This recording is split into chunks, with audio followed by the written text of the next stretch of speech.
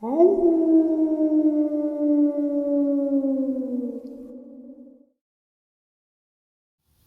greetings and salutations, everyone. Welcome to tonight's second half. Before we jump into it, a couple links. As you know, I rely on Patreon, PayPal, channel membership, and merch to help the channel to continue to grow and go. Links to Patreon, PayPal, and the membership are in the description below. Merch displayed directly under the video. Also, Dogman Frightening Encounters, Volume 1 through 3, the audiobook versions. They all were written and researched by Tom Lyons, narrated and produced by me, Jeff Nadolny. Those audiobooks are available on Audible, Amazon, and iTunes, links to which are also in the description as well. And finally, last but definitely not least, if you'd really like to help support this channel to continue to grow and go, simply subscribe. It does not cost you a cent. Click that like button, takes half a second. If you don't want to miss out on any of the informative uploads I put out daily, click that bell icon. And folks, please, leave a comment. Why? Well, because all of these things, they really do help this channel to continue to grow and go, and they definitely matter. Now, everyone, I have taken far too much of your time. Let's jump into tonight's second half, shall we?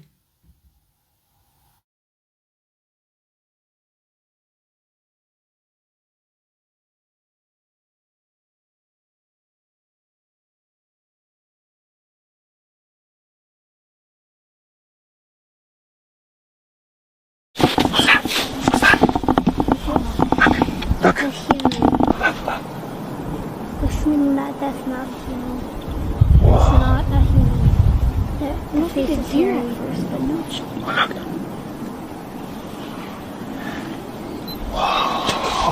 That is not a human. Oh my god.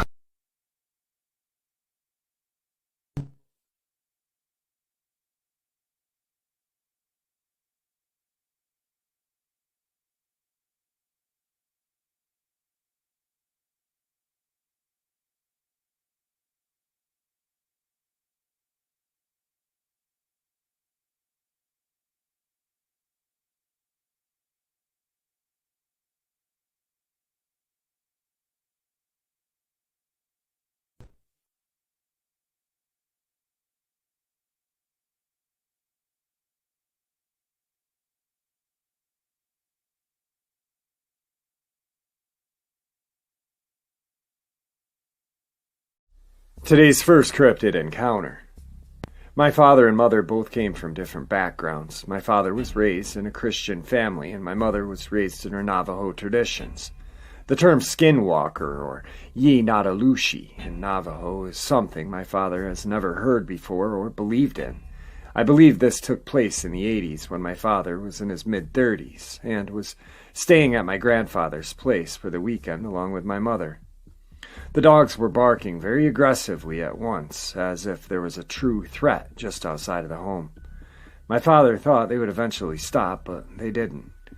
He got up from his bed, still half asleep, and walked over to the window to find out what they were barking at.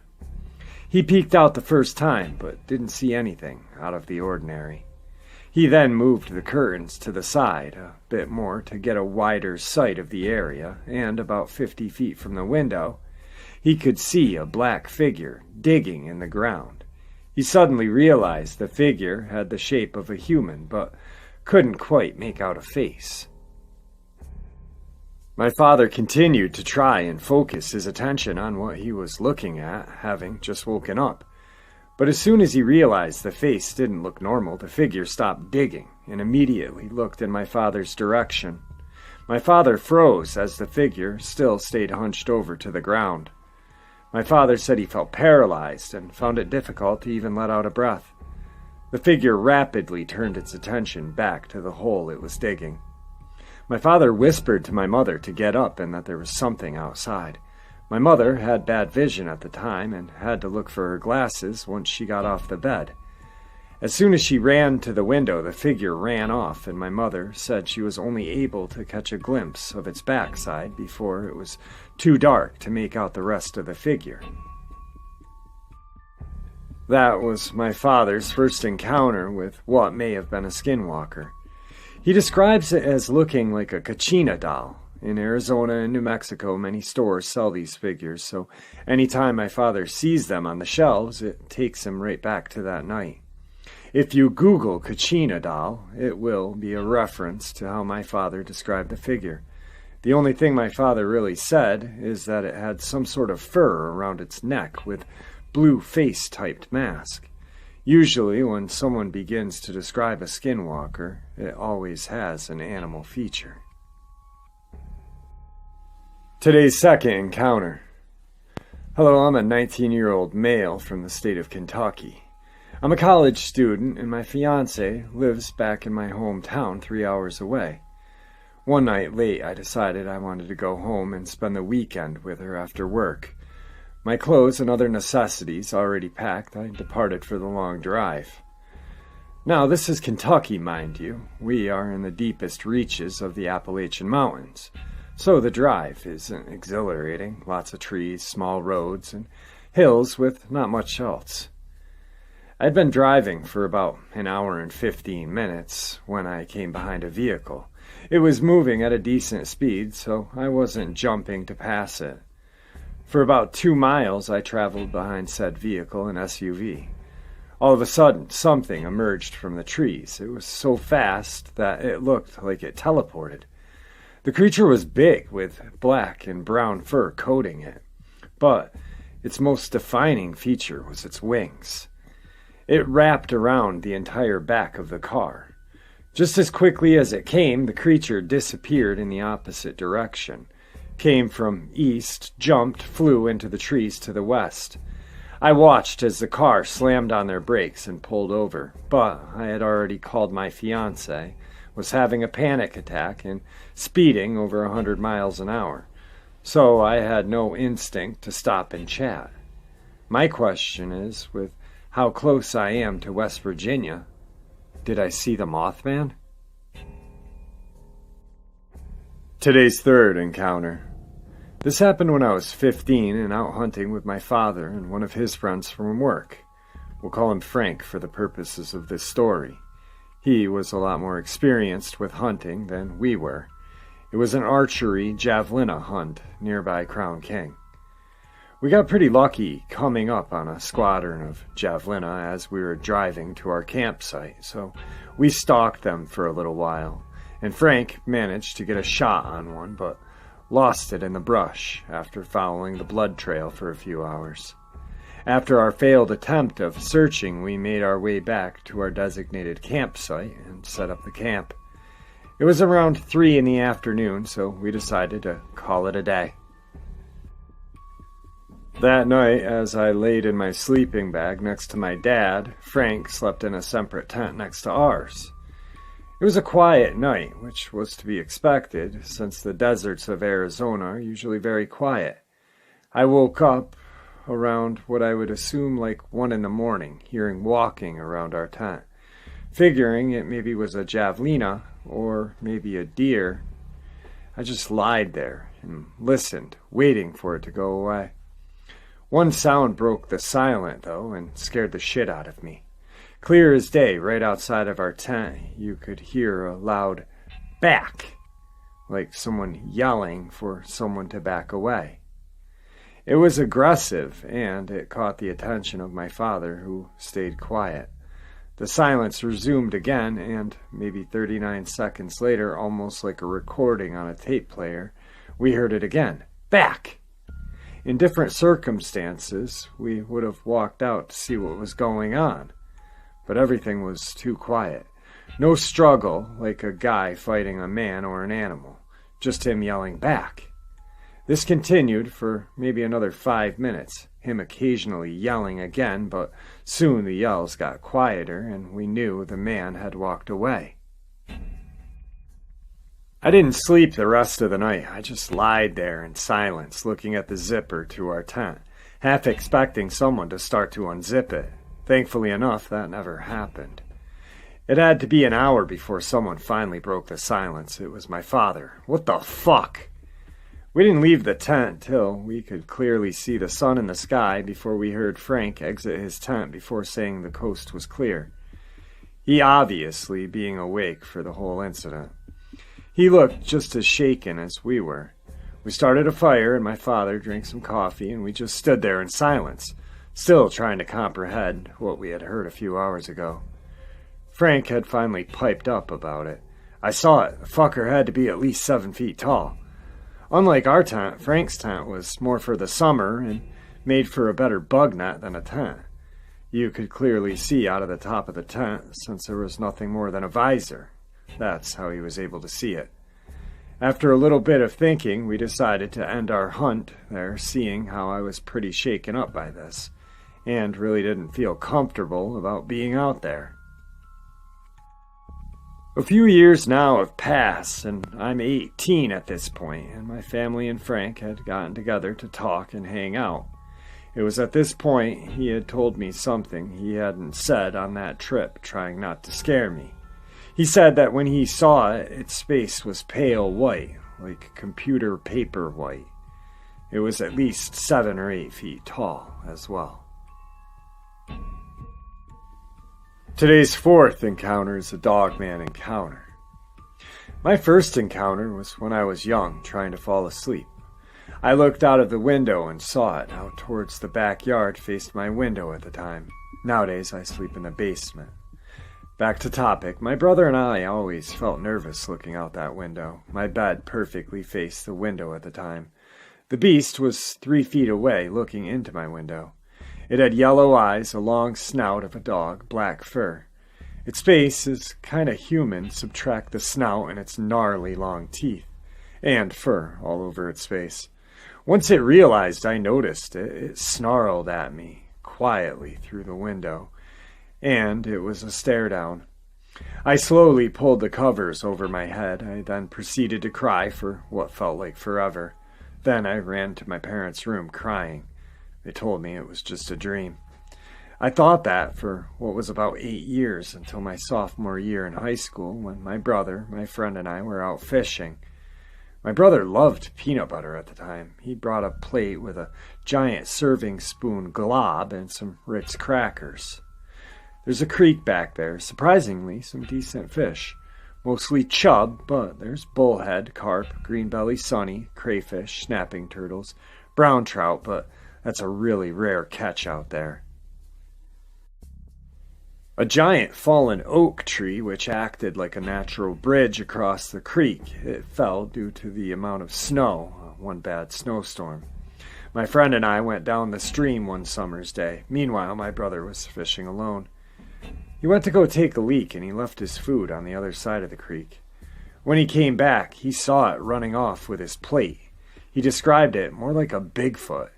He ran to us in hysterics. We just thought he was crazy, so we started calling him Crazy Joey. After that, though, I thought about my run-in with something similar at that young age, the stare down. Later, my friend was busy with lawn work and prepping to move. I was secretly too afraid to go out. Joe decided to go back out a month later. He left by himself. I wish I could have went with him to confirm his story, but the second time around I believe him for sure. He was catching some fish, his line was all screwed up, and he took it off his pole and respooled it and came back to the house because he only had one hook. He ran back and claimed he saw the same thing chasing a bird that was wrapped up. He yelled and scared it. Then he ran back home for his knife as fast as he could to cut the bird free. I seen something similar to my sighting. My brother, my friend, and some others were going fishing at this illegal spot. We didn't know it was private property at the time. Whenever me and my friends try out a new spot, we have a tradition, casting bass lures first, then we use normal live bait. I wanted to hesitate because the fish were biting. They're pretty good at the creek. So sure enough, they went ahead of me and crossed the old oak tree towards the quarry. I felt alone after 12 minutes, so I took my bag, my 2 poles, and tackle. I started walking, and I saw what I thought to be a big gray wolf, easily waist-high to me. In Roscoe, Texas, anything's possible. My friend got cornered by 4 coyote out there once. But sure enough, the creature by another giant oak tree and I made contact again, another stare down, only different since this one was on all fours. It was obviously interested in my friends, since it was following the trail they went down. I yelled and chased it. The look on its face was playful because it was probably pretending not to notice me, so I chased it to the clearing. The retention ponds were on the left and a small prairie on the right. It seemingly went towards the prairie. Sure enough, I quickly forgot when one of my friends caught a big largemouth that weighed 3.5 pounds on the first cast. I waited until we were going to leave and to inform them because I didn't want to ruin the fact that we were catching bass on every cast. I told everybody about what I saw, but they didn't believe me. We never went back to that spot because a guard, when we were leaving, warned us to get out of there because it was private property. The last time I saw anything similar, my brother and I were scavenging for roadkill when we saw this big black dog. It looked at us and took off running, moving gracefully through the brush. Meanwhile, my brother and myself were getting absolutely torn up by the raspberry bushes.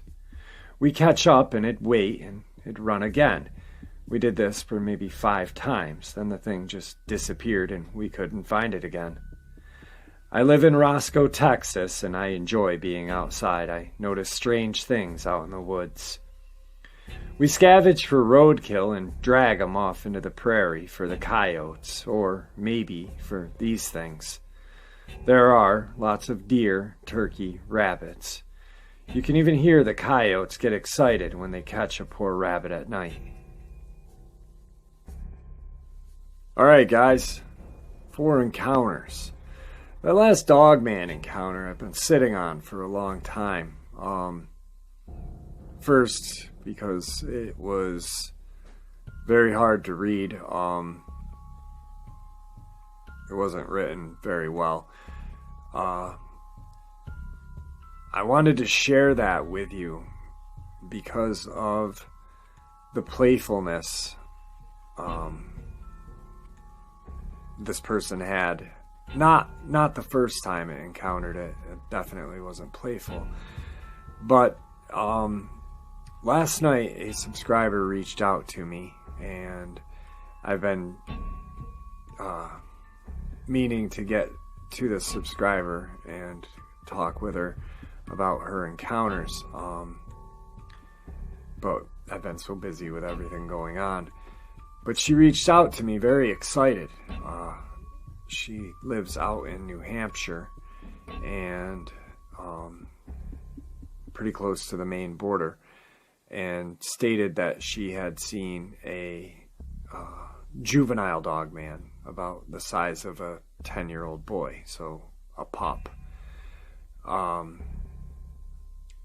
Apparently they had been grilling outside and this thing smelled the food and came looking.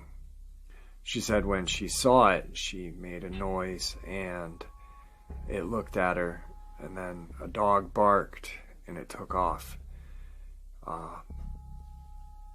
It was very emotional for her to see this. She said she actually almost felt like she wanted to cry, not out of fear, but out of excitement.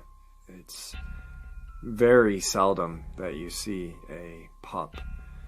I've only heard of maybe one other encounter. She said it was bipedal, and then when it took off after the dog barked, it was on all fours.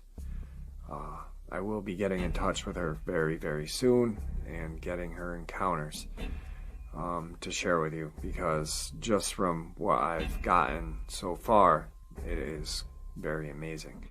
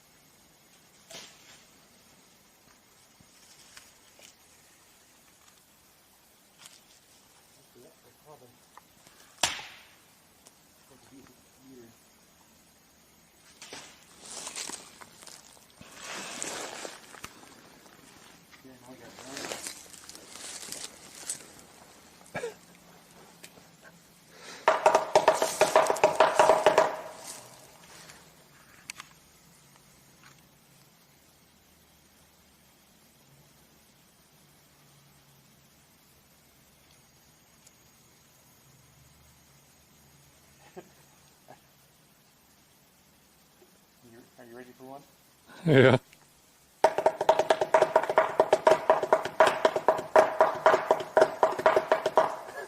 Jeez. They need to be a little bit lighter. I can play Wipeout.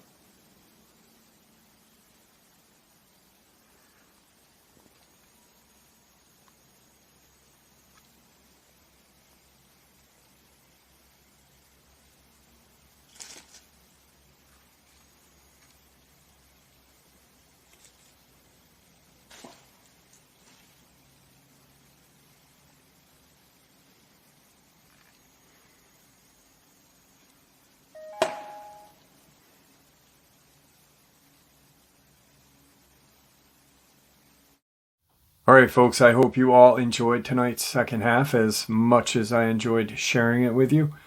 Guys, thank you for supporting the channel. Your support is what makes this channel so special. You in the comment section, the community you guys have created is amazing.